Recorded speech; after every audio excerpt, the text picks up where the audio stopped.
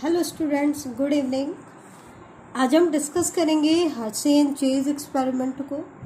बेटा 3 एक्सपेरिमेंट आपके थे, किसके बेसिस पर कि जेनेटिक मटेरियल डीएनए है, इसका एविडेंस देने वाले 3 आपके पास एक्सपेरिमेंट थे। पहला एक्सपेरिमेंट हमने डिस्कस किया ट्रांसफॉर्मेशन एक्सपेरिमेंट, जो कि ग्रिफिथ ने दिया था।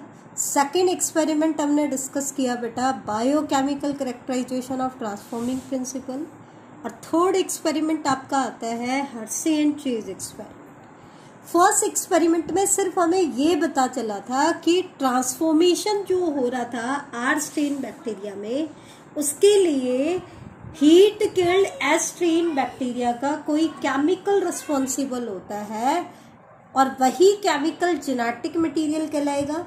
लेकिन हमें ये नहीं पता था कि वो केमिकल क्या है।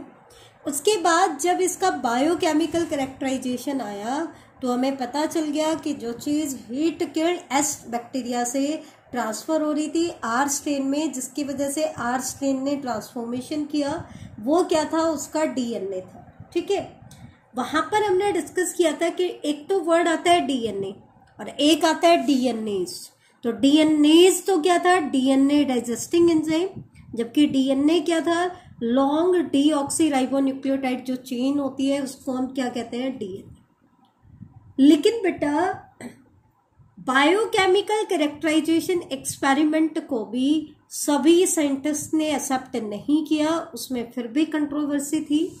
लेकिन हर्शे एंड चेज एक्सपेरिमेंट जो है, इसने DNA is the genetic material, इसका अनइक्विवोकल प्रूफ दिया था, जिसको सबने एक्सेप्ट कर लिया। उसके बाद किसी को कोई भी कंफ्यूजन नहीं रहा। तो अगर आपसे पूछ ले कोई कि unequivocal proof that DNA is the genetic material, it came from, तो ये किससे आता है, आपका हर्शे एंड चेज एक्सपेरिमेंट से आता है। उसने इसका अनइक्विवोकल प्रूफ दिया था। ये जो एक्सपेरिमेंट है ये किसने दिया था, Alfred Hershey and Martha chase. इन्होंने सबसे पहले ये एक्सपेरिमेंट दिया था। कब दिया था, 1952 में। कोई भी जब हम एक्सपेरिमेंट करते हैं बायोलॉजी में तो उसका एक एक्सपेरिमेंटल ऑर्गेनिज्म भी हम पढ़ते हैं। तो यहाँ पर एक्सपेरिमेंटल ऑर्गेनिज्म क्या था, 2 ऑर्गेनिज्म वो यूज कर रहा था, बैक्टीरियोफाज T2। अब बैक्टीरियोफाज क्या होता है, बैक्टीरियोफाज ऐसे वायरस होते हैं, फाज का मतलब होता है वायरस, ऐसे वायरस जिनका होस्ट क्या था, bacteria, that means which infect bacteria. ऐसे वायरस जो किसको इन्फेक्ट करते हैं, बैक्टीरिया को इन्फेक्ट करते हैं, उनको हम क्या कहते हैं, बैक्टीरियोफाज कहते हैं। और दूसरा एक्सपेरिमेंटल ऑर्गेनिज्म था आपका बैक्टीरिया, जिसको ये वायरस इन्फेक्ट करेगा। और वो बैक्टीरिया कौन सा लिया था इन्होंने, Escherichia coli, that means E coli. ठीक है, ये दोनों के दोनों ऑर्गेनिज्म जो है दे इनहैबिट ह्यूमन इंटेस्टाइन।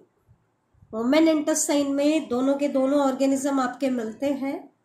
ठीक है, अब मेन चीज हम आते हैं कि इसने कैसे प्रूव किया। उसके लिए हमें देखना पड़ेगा कि बैक्टीरियोफाज के स्ट्रक्चरल कंपोनेंट कौन कौन से। तो आपको पता है वायरस की जो बॉडी होती है वो किस किस चीज से बनी होती है, बाहर तो होती है प्रोटीन की कॉट और अंदर होता है जेनेटिक मटेरियल। तो जो बैक्टीरियोफाज T2 था, इसके अंदर क्या था, डीएनए की कॉट थी। वैसे तो वायरस में आरएनए भी हो सकता है, लेकिन इसके अंदर क्या था, डीएनए की कॉट थी। और बाहर ये जो प्रोटीन की कवरिंग है, इसी को हम कैप्सिड भी बोलते हैं। तो प्रोटीन कॉट है और साथ में डीएनए का कोर है। यहाँ पर जो हम डिफरेंशिएट करेंगे जेनेटिक मटेरियल वेदर प्रोटीन है या डीएनए, ये हम प्रूव करेंगे यहाँ पर। तो उसके लिए हमने यूज किया है radio active sulphur and radio active phosphorus. तो एक चीज ध्यान रखना, दोनों रेडियो एक्टिव मॉलिक्यूल में से एक में सिर्फ एक ही होगा, कौन सा। अब आपको पता है प्रोटीन जब हम बनाते हैं तो हमारे पास 2 अमीनो एसिड ऐसे होते हैं जिनमें सल्फर होता है, और वो कौन से होते हैं, सिस्टीन एंड मिथियोनिन। कौन से हैं? Cysteine and methionine.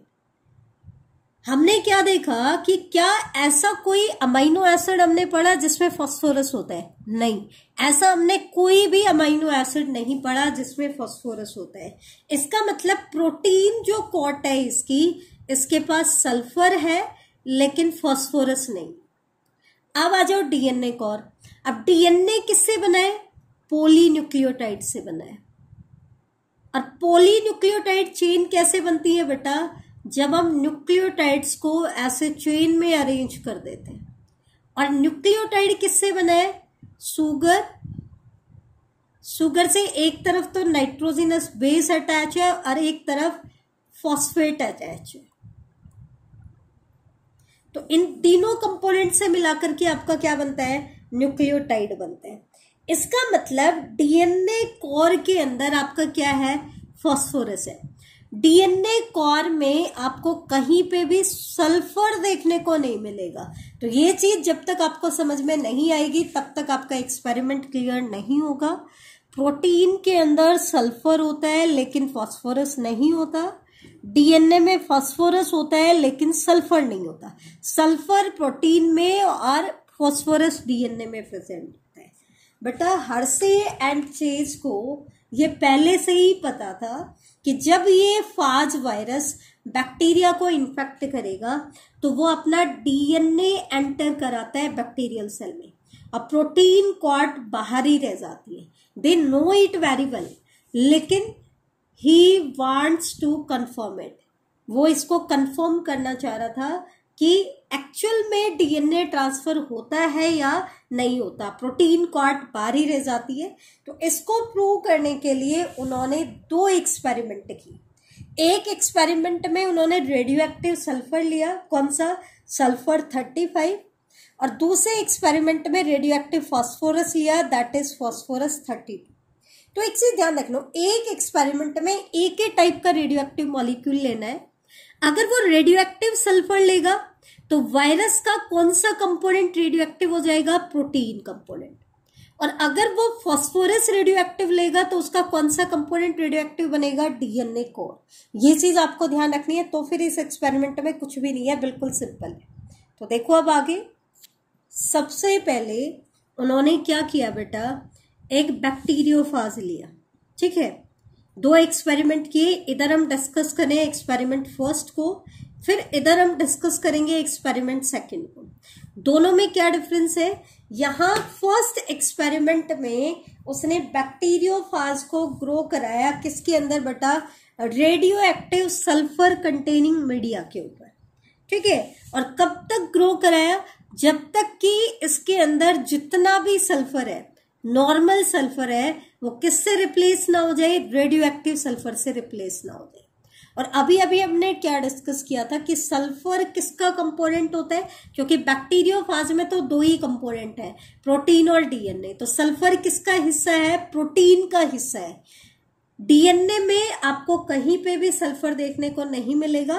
तो जब हमने बैक्टीरियोफाज को radio active sulphur containing media में ग्रो कराया तो उसका जो प्रोटीन है वो रेडियो लेबल्ड हो जाता है।